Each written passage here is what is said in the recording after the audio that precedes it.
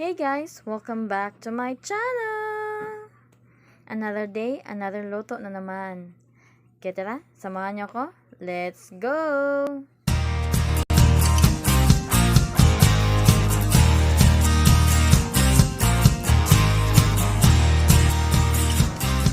Ang lulutuin po natin for today ay chicken cordon bleu. Ito, nag-flatten lang ako dito ng manok.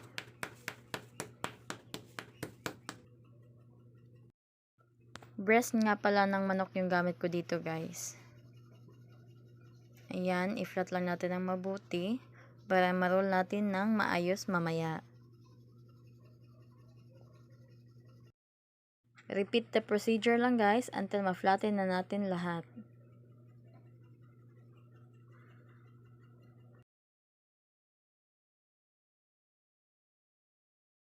Ayan, tapos na natin i-flatten yung ating manok.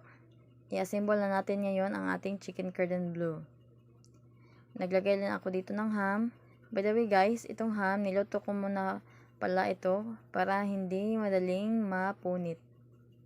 Ayan, lagyan lang natin ng cheese yung gitna at i-roll natin ng paganito.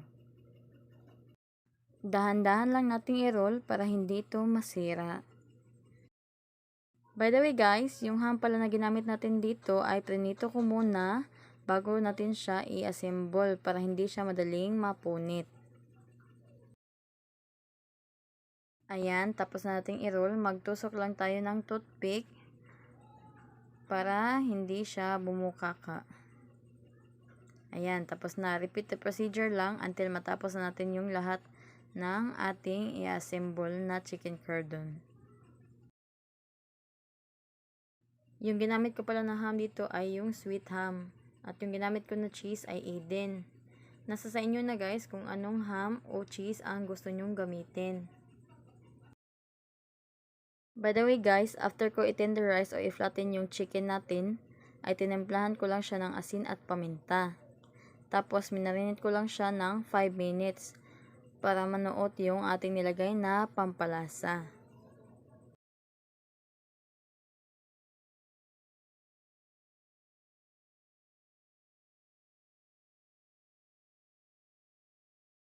Ayan, patapos na tayo sa pag-roll at paglalagay ng toothpick sa ating chicken cordon.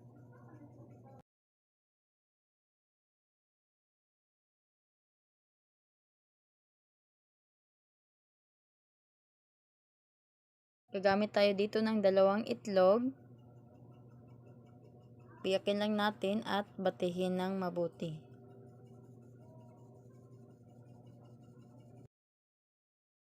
Ayan, okay na to. Gagamit din tayo dito ng breadcrumbs. Ito yung mga niroll natin kanina. I-dip lang natin sa ating binati na itlog. Tapos ilagay natin sa ating breadcrumbs.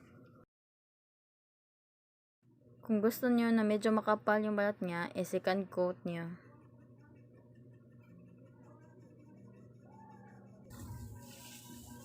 Ayan, repeat the procedure lang until maubos lahat. Sa mainit na kawali, naglagay lang ako ditong mantika. Tapos, ilunod natin ang ating chicken cordon. After ilang minutes, baliktarin lang natin. Ayan, side by side. Ayan, pagbaliktarin lang natin para maluto yung lahat ng sides. Pero kung gusto niyo naman yung medyo lubog sa mantika, pwede niyo naman damihan yung mantika. Kaso ako gusto ko lang yung konti lang yung mantika.